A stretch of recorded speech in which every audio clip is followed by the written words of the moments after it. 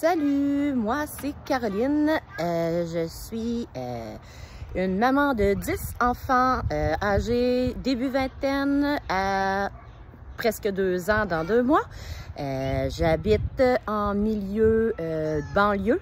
Puis je veux vous montrer qu'il est possible de se faire un bon potager, puis de pouvoir pratiquement être autosubsistant en légumes, pourvu qu'on puisse s'organiser comme il faut, qu'on connaisse certaines techniques, puis qu'on ait du temps à y mettre.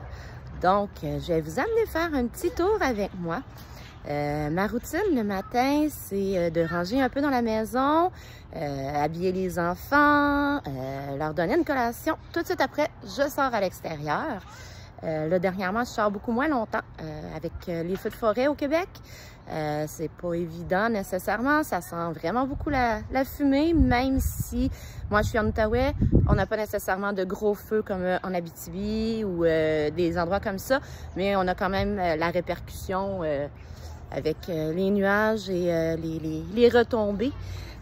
Donc je sors un peu moins longtemps, mais généralement je passe jusqu'à environ 11 heures à l'extérieur, puis après je m'en vais m'occuper du dîner. C'est les siestes, puis on ressort l'après-midi pour recommencer à faire certains travaux dans le potager. Donc, c'est ça, je vous amène faire un petit tour avec moi. Donc, mon mari m'a construit une belle clôture pour empêcher les enfants ou certains animaux de pouvoir venir dans le potager. Donc, si je fais un tour pour vous montrer, pour gagner de l'espace tout le long de la clôture, on a semé des haricots qui commencent à sortir. Ils sont encore à l'étape du mini bébé, mais ils commencent à sortir. J'en ai environ une 50aine présentement. Ils vont grimper tout le long de la clôture. Ils vont s'accrocher jusqu'en haut. Ils vont courir tout le long. Puis, ils vont donner probablement une 50aine d'haricots comme j'ai présentement. Ma production pour l'année de haricots verts et jaunes.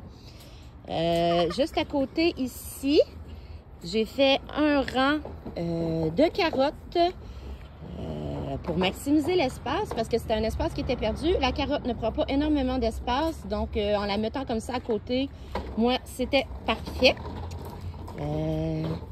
Comme vous pouvez voir ici, ça c'est 2 rangs de pommes de terre. J'en ai en tout, ça c'est le potager principal. J'ai 2 autres endroits que je vais vous montrer plus tard, mais en tout, là, j'ai pour une 100aine de plants de pommes de terre. Là, vous voyez le bac de compost parce que un peu plus tard aujourd'hui, je vais mettre du compost dans certains plants qui en ont besoin pour enrichir la terre. Donc ça, c'est à ce niveau-là. Dans le triangle que vous voyez ici, le petit triangle, ça c'était là au départ quand on est arrivé. Le restant, rien n'était là. On a tout fait ça en 2 ans environ. Mais dans ce triangle-là, c'est surtout des fleurs pour les butineurs. J'ai des fleurs qui peuvent être mangées également. Si on va voir un peu plus près, ça c'est ma grosse talle d'origan. J'ai de la ciboulette, j'ai de la menthe, du lemon balm. Mon Dieu, j'ai de l'échinacée juste ici. J'ai de la ciboulette. Donc, ça, c'est un coin un peu plus... un peu moins organisé, mais quand même profitable. Ici, ça... Ah! Caché en arrière, c'est un bébé rhubarbe de cette année. Donc, j'y touche pas. Je fais aucune récolte de rhubarbe cette année. On le laisse grandir. Ici, juste à côté, j'ai semé 4 plants de zucchini qui ne sont pas encore sortis de terre. Un bac à fraises ici. Oui, ça ici, c'est des fraises. Après ça, ici, oh, wow, on a besoin de désherbage. Tout ça. Puis il y en a d'autres plus jeunes en arrière pour avoir des récoltes successives et non pas pour tout récolter en même temps puis être dans le jus. C'est toutes des brocolis. Ça, ici, au fond là, c'est du radis.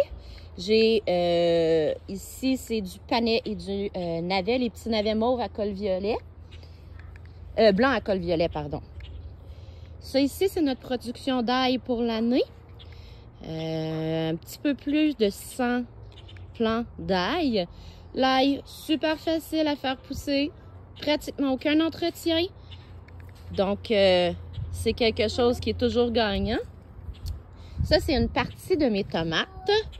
Oui, les feuilles sont un peu jaunes, ils ont une difficulté au niveau de l'acclimatation. C'est des petites brûlures de soleil, mais ils sont en train de récupérer. Ils sont encore très petits. J'en ai, mon Dieu, j'en ai à peu près à 25 ici, je pense. Donc, ça, c'est les tomates. Ici, ça, c'est un peu de céleri. Et puis, au fond, c'est le chou-fleur. Ça a l'air vide. Hier, c'était du rapini. Il est monté en fleurs, donc je l'ai arraché. Et j'ai remplacé ça en mettant des semences de kale qui devraient pousser dans quelques semaines. On arrive ici. Donc, ça, c'est mon chou vert, mon chou rouge. Donc, j'en ai là aussi probablement pour l'année. On n'est pas des super gros consommateurs de choux, mais c'est un légume qui se conserve très facilement, ne demande pas beaucoup d'entretien, encore une fois. Donc, ça fait partie des incontournables. Ça, c'est... Je vais enlever ceci. Ça, c'est un peu de céleri rave, un légume que j'essaie pour la première fois. Ici, c'est mes asperges. Encore une fois, ils n'ont que 2 ans. Elles sont trop jeunes. On ne touche pas aux asperges avant 3 ans, donc je les laisse aller. Puis, tout le long de la clôture, ici, de l'autre côté, c'était des haricots. Ici, ça va être des pois mange-tout. J'en ai présentement une trentaine qui ont sorti. Comme vous voyez, comme ça, sont encore petits. Ils vont aller s'accrocher après la clôture, puis nous donner notre production probablement de pois mange-tout pour l'année aussi. Pour, surtout au niveau des sautés ou les mettre dans des soupes. Allô, toi? Là, ici, ça, c'était là quand on est arrivé. Ces 2 arbres-là, c'est des pommiers. Donc, en général, ils donnent une belle production. L'année passée, on a eu une énorme tempête de vent. Le temps que c'était en fleurs, on a perdu les fleurs. On a eu à peu près 3 pommes, je pense. Mais en général, ils donnent une très bonne production. On a un petit poulailler urbain.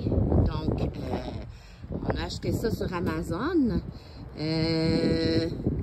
En général, je dirais que oui, on veut qu'il soit plus grand pour nos petites poules. Donc, on va faire un agrandissement. Mais il faut avoir le temps. Et puis, le bricoleur ici, c'est Marc-André, mon mari. Et puis, il travaille 5 jours semaine. Donc, la semaine, c'est évident qu'on n'a pas le temps.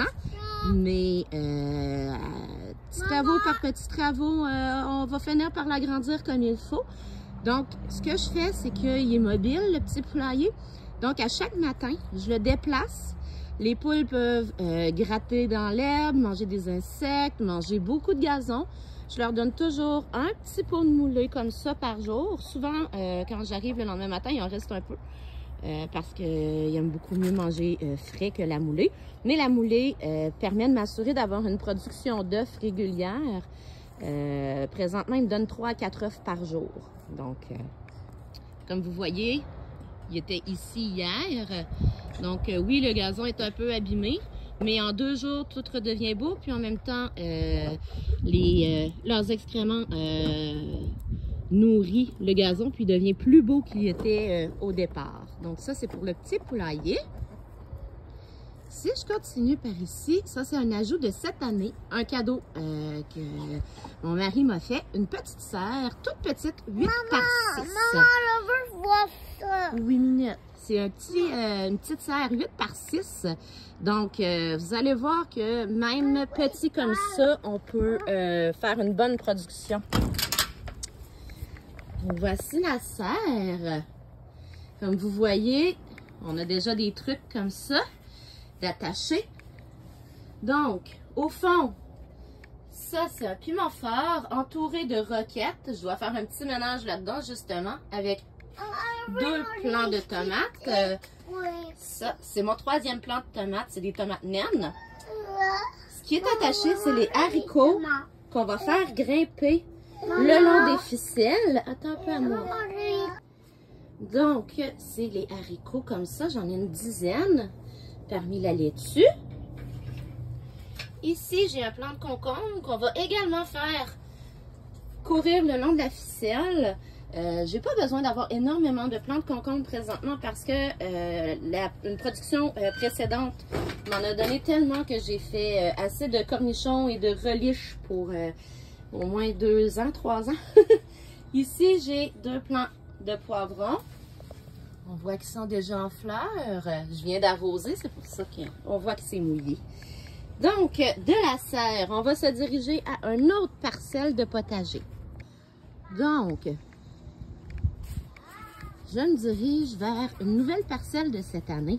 On avait nos bacs de compost ici l'an dernier. Puis, on les a retirés. On a étendu la terre, parce que c'était devenu de la terre. Et voilà ce que ça donne. Donc, ici où il y a la ripe, c'est des champignons qui devraient pousser là. J'ai acheté des kits dans un commerce de Montréal, donc fait au Québec. Et puis, on a ensemencé cette partie, puis on espère avoir une belle production. Ici, c'est les épinards. Mon taux de germination n'a pas été magnifique, probablement parce que les graines ont 2 à 3 ans, donc ils perdent de leur efficacité. Mais j'ai ressemé hier dans les espaces.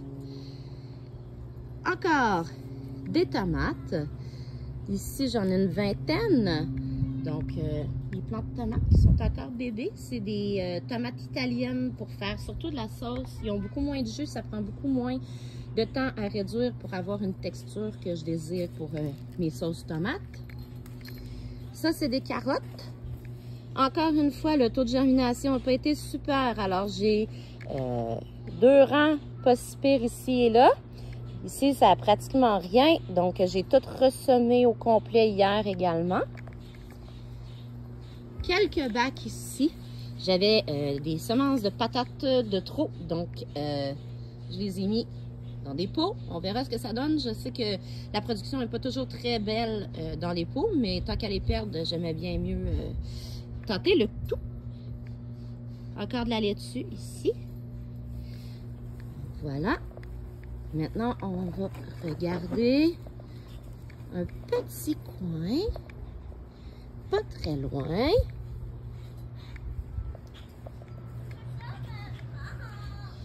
Juste ici. Encore une fois, c'est des champignons qu'on a mis ici. Mais cette fois-ci, c'est des pleurotes. Je ne sais pas si vous voyez les petits... comme ça. C'est en train de commencer.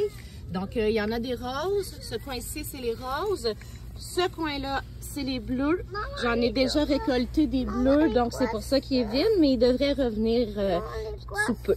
Maintenant, en sortant de la cour, dans le stationnement, quand on est arrivé ici, il y avait un tas de terre, pas de très belle qualité. On l'a laissé là. L'année passée, on l'a étendu et j'ai décidé cette année de faire quelque chose avec. Donc, j'ai semé entre, je dirais, 350 environ oignons de différentes couleurs. Jusqu'à date, comme vous pouvez constater, ça pousse quand même très bien. Donc, on va voir. Ici, j'ai d'autres pommes de terre. Comme ça.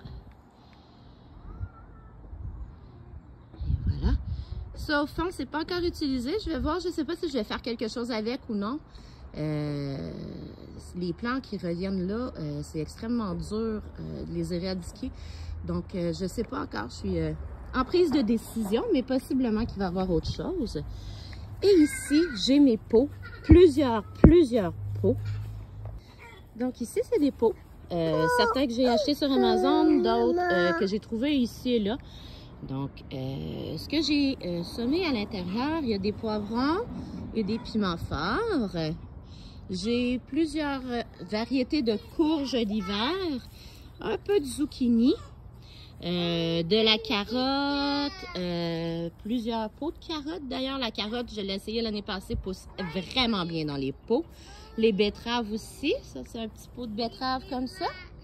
Ça, c'est des concombres. Donc, j'ai 52 pots en tout. Donc, on va voir qu'est-ce que ça va donner. Un petit détail avec les poules. Voilà, on parlait des œufs tantôt. Elles viennent ici. Elles pondent. Après, elles se lèvent. Et voilà.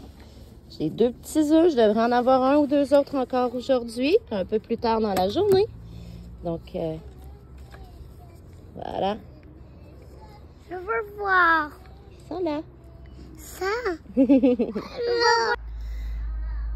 Donc, comme vous pouvez voir, toute cette superficie fait environ 1400 pieds carrés qu'on a mesuré. Et puis, il reste de la place pour les enfants pour s'amuser. Donc, ça, je vous ai pas montré aussi, on a un plan de framboises au fond de la cour. J'ai aussi les bacs de compost. J'ai un petit élevage de lapins.